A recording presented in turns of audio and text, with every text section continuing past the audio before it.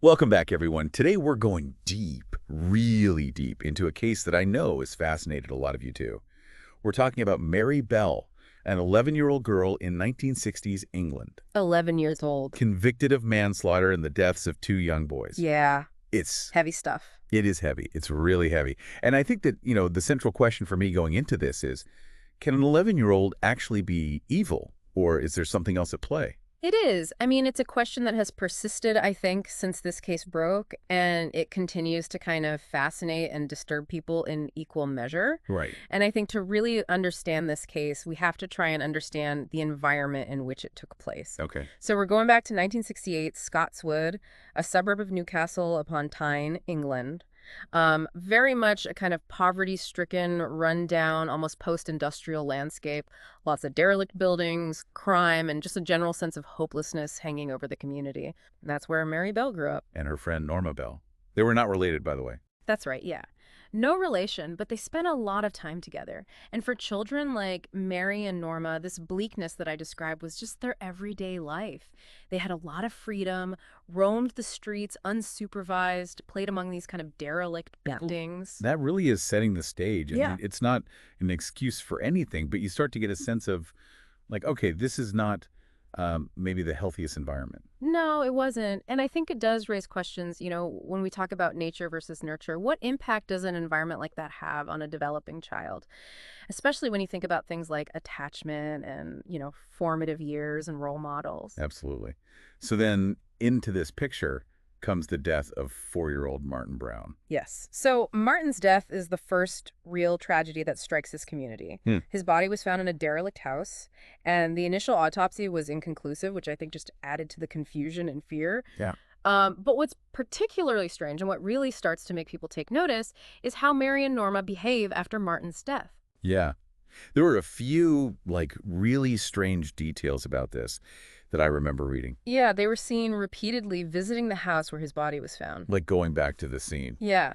And asking Martin's family really insensitive questions about his death. Almost a morbid curiosity. Yeah. And it's one of those things where it's like, okay, kids can be curious about death, but there's something about the way, and I'm sure it was described, in more detail in the sources that we have. There's just something about the way they were behaving that went beyond just normal kid curiosity. It was unsettling. And, looking back, it wasn't the only incident that should have raised red flags. Well, before we even get there, though, I'm just stuck on this idea of, environment really playing that big of a role. Like, I know they had a lot of unsupervised freedom. Right.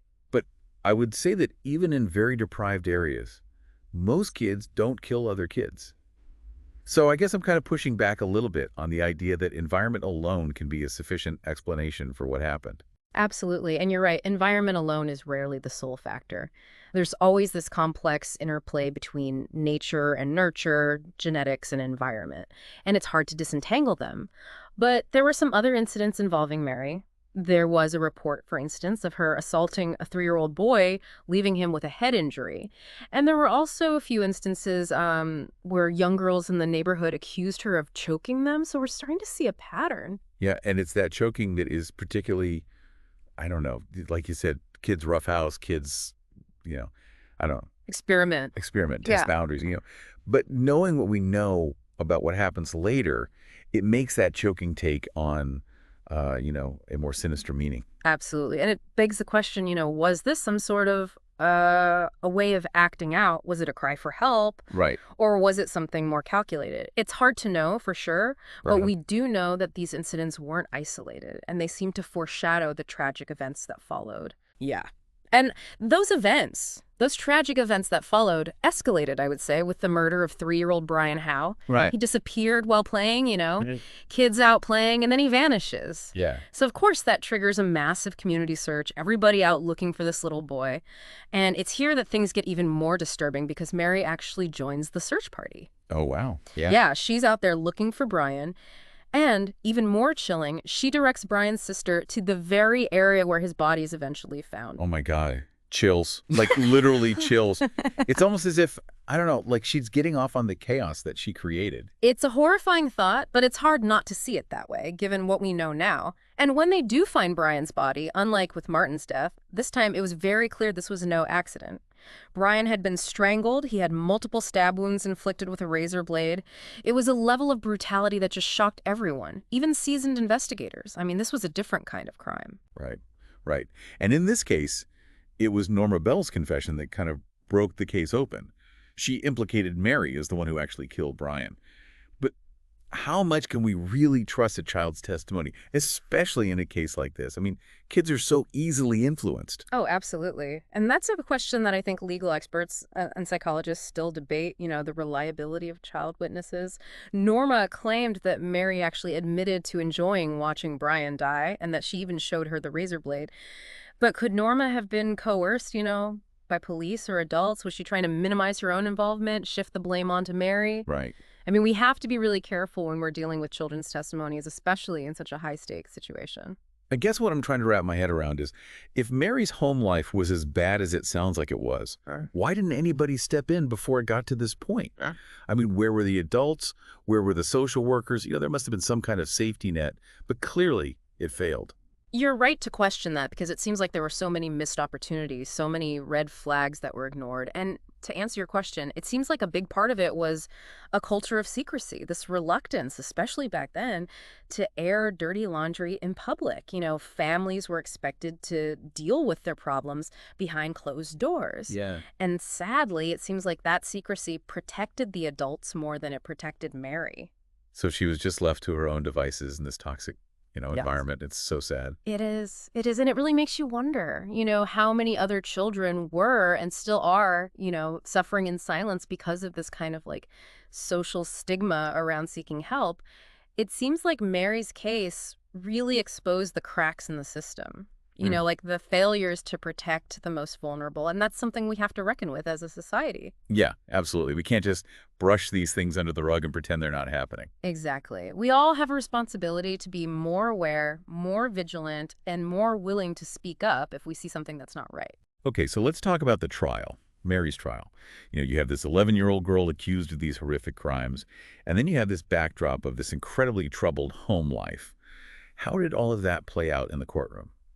Well, it was a really complex and controversial trial, as you can imagine. The prosecution tried to portray Mary as this cold and calculating killer, someone who understood the gravity of her actions and showed no remorse. And they pointed to the evidence, the razor blade, the way she directed people to Brian's body, and also, remember those notes that were found? Yeah, the notes. Yeah, at a nursery school that had been vandalized. The ones where she seemed to confess to killing Martin. Exactly. And the handwriting on the notes matched Mary's, so that was pretty damning evidence. It was. And, she was also diagnosed with a psychopathic disorder, right? Yeah, at the time, psychiatrists who evaluated Mary labeled her as having a psychopathic disorder. And was that like a formal diagnosis, like we would understand it today? Well, that's a really good question, and it's kind of hard to say for sure. Back then, the understanding and criteria for diagnosing psychopathy in children were, far less developed than they are now. But the diagnosis definitely carried a lot of weight at the time. Right. So even though our understanding of these things has evolved, back then that would have been like a pretty serious label to attach to a child. Oh, absolutely. And it definitely influenced public opinion and, I think, to some extent, the jury's perception of Mary. But despite all of that, the jury didn't actually find her guilty of murder. Oh, they did? No, they found her guilty of manslaughter due to diminished responsibility. Okay, so that essentially means they acknowledged that her mental state played a role in what she did, but it's still a pretty serious conviction for an 11-year-old. Oh, absolutely. And it raises a lot of questions about how we hold children accountable for their actions, especially when those actions are so serious and when there are, clearly mitigating factors like mental health issues and a history of abuse. It's a really tough ethical dilemma. Yeah, where do we draw the line between, accountability and compassion? It's a really difficult question. And this case really brings that to the forefront, doesn't it? It does. It does. And there are no easy answers. We want justice to be served, but we also have to recognize that children are different from adults. Their brains are still developing. Their sense of right and wrong is still forming. And when you add trauma into the mix, it just complicates things even further. Yeah, absolutely. I remember reading a study about childhood trauma and impulse control. And basically the study showed that prolonged exposure to abuse can literally rewire a child's brain. Wow. And it can impact their ability to regulate emotions, make sound judgments. It makes you wonder if Mary ever really had a chance, given what she went through. That's a really powerful point. And it underscores this idea that violence begets violence, That trauma can be passed down from generation to generation. And it creates this ripple effect of pain and suffering. And I think in Mary's case, her own experiences of abuse may have really distorted her view of the world. It warped her sense of empathy. Right. But wouldn't that make her more likely to kind of understand other victims of abuse and, be less likely to inflict pain on others? I mean, wouldn't it make her more sensitive to the suffering of others? You would think so, wouldn't you? But it's not always that straightforward. Some psychologists believe that in cases of extreme abuse, a child might develop this kind of defense mechanism, Okay. where they actually detach from their own emotions and the emotions of others as a way of coping with the pain. It's like they shut down emotionally in order to survive. So in a way, her lack of empathy, her seemingly cold and calculated actions, could have actually been a twisted form of self-preservation. It's a really disturbing possibility, but it's one that's supported by some research. And again, it's not about excusing her actions, but it's about trying to understand the complex factors that contributed to this horrific outcome. Right. It's about trying to get a more complete picture, I guess. Exactly. And hopefully by doing that, we can learn how to better identify and support children who are at risk, break the cycle of abuse before it escalates into something like this. Absolutely. Absolutely. So Mary is convicted of manslaughter. What happens to her after that? I mean, how do you rebuild your life after something like this? Well, it's a long and complicated road. Mary was released from prison in 1980, and she was given a new identity to protect her from the intense media scrutiny that had followed her for years. Yeah, I can only imagine the pressure of living under that kind of, constant public attention. It must have been overwhelming. The fear of being recognized, Yeah. judged. Did she manage to build a new life for herself? To some extent, yes. She had a daughter, and for a while it seemed like she was able to experience some semblance of a normal life. Okay. But the past has a way of catching up, doesn't it? It often does. Yeah. So how was her anonymity shattered? What happened? Well, the media eventually tracked her down, Of course they did. and her new identity was exposed. And so the story of Mary Bell, was back in the headlines, and she was forced to confront the ghosts of her past. And her daughter, had to grapple with the horrifying truth about her mother. Wow. It's a stark reminder that actions have consequences. They do. And some stains are just really hard to erase no matter how much time has passed. I'm curious about Mary's daughter, though. How did she react to all of this? Well, understandably, there's very little public information about their relationship. But I think anyone can imagine the kind of emotional turmoil and, sense of betrayal that her daughter must have felt. Yeah, it's just a tragic situation all around. It is. But there's one thing I keep coming back to, and it's this idea of Mary's intelligence. She was described as being very bright, even manipulative. Right. Do you think that played a role in her crimes? It's hard to say for sure, but it's definitely an interesting question. It's possible that her intelligence, combined with her emotional detachment and the horrific abuse that she suffered, created a really dangerous cocktail. Maybe her ability to manipulate, to detach from her emotions, allowed her to commit these acts without feeling the same level of remorse or guilt that most people would experience. Yeah. It's a chilling thought. It is. It is. But it does make a certain kind of sense, doesn't it? It does. And it really highlights just how complex human behavior can be. This interplay of nature and nurture and how it all comes together to shape who we are. It also makes me think about, is it ever fair to label a child as evil or psychopathic? Right. Especially when their brains are still developing. Yeah, it's a really tricky question, isn't it? Yeah. It's like, how much agency do they really have at that age? And how do we balance the need to protect society with the need to understand and rehabilitate young offenders? It's a tough one. And, it's something that we as a society are still grappling with. There are no easy answers. So we're kind of back to that central question, aren't we? Can an 11-year-old actually be evil, or are they just a product of their environment, their experiences, their biology?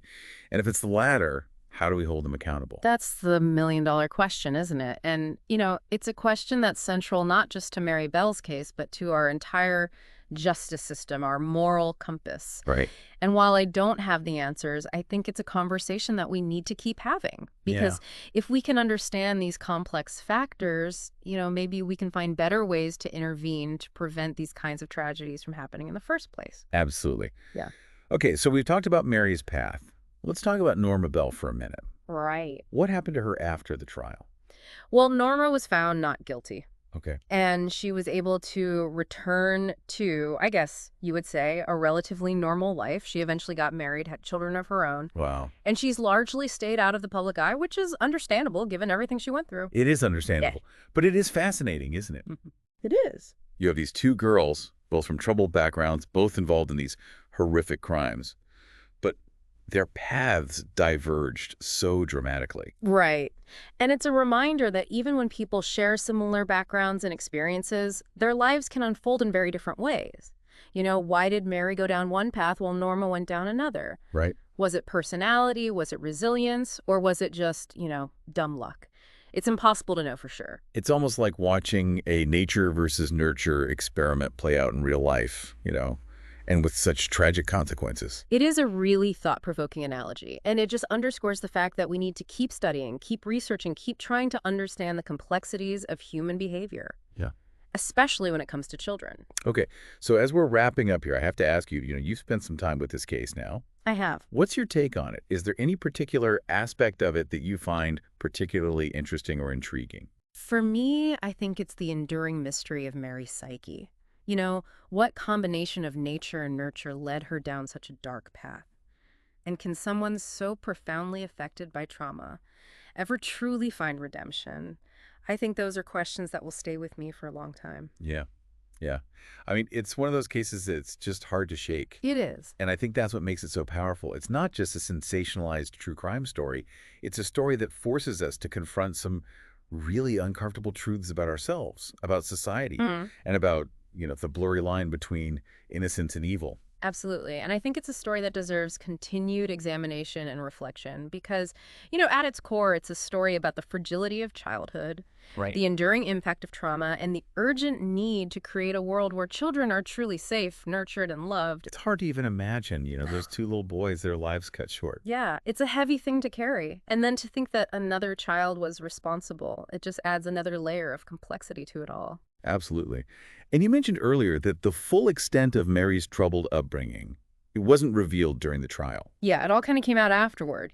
So what exactly were we talking about here? What came to light? Ugh, some really disturbing stuff. Mary's aunts, they came forward after the trial and revealed some really horrific details about her home life. Like, they said her mother, Betty, had tried to poison Mary with pills on multiple occasions. Oh my God. And that was just one instance. They described a pattern of just real neglect and abuse, like basic needs not being met, emotional neglect. It's beyond comprehension. To think that a mother would intentionally harm her own child, it's almost too much to bear. It is. It really highlights that dark side of human nature, doesn't it? And that sometimes the people who should be protecting children are the ones who are actually causing them the most harm. Yeah. And it makes you think, if somebody had intervened earlier, if they had seen those signs of abuse and done something, could things have been different? Absolutely. I mean, it's impossible to say for sure, but you can't help but wonder. And I think that's one of the things that makes Mary Bell's case so important. It's a stark reminder that we need to be vigilant. We need to be aware of the signs of abuse, and we need to be willing to speak up when we see something that's not right. Yeah, absolutely. It really underscores the lasting impact of childhood trauma. I mean, the ripple effects can be felt for years and years. Definitely. And I think it also highlights the complexities of mental health, especially in children. It reminds us that even the most horrific acts, they can stem from deep-seated pain and psychological distress. It's not always so black and white. Right, right. It's not about excusing behavior, but it's about trying to understand the root causes, the underlying factors that might contribute to these kinds of tragedies. So what can we as individuals do to make a difference? Well, I think awareness is key.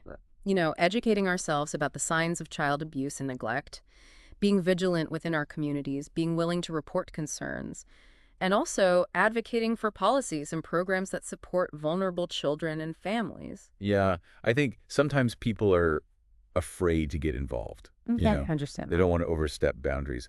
But sometimes that involvement is literally the difference between life and death. Yeah, I think it's about finding that balance, right? Respecting people's privacy, but also recognizing that there are times when we need to prioritize a child's safety above everything else. And remember, every child deserves a chance at a happy and healthy life. That's a really important point. Every child deserves a chance. So as we wrap up this deep dive into the Mary Bell case, What are some final thoughts that you want to leave our listeners with? Well, it's a case that stays with you, that's for sure. I guess the thing that keeps coming back to me is the power of environment. The impact it can have on a young mind. And I think it's a reminder that we need to work towards creating communities that are safe and supportive for all children. And if we see a child struggling, reach out, offer help, or connect them with resources. Even small gestures can make a big difference. Absolutely. Yeah. Well, thank you for joining us for this deep dive. It was definitely a heavy one, but it's an important conversation to have.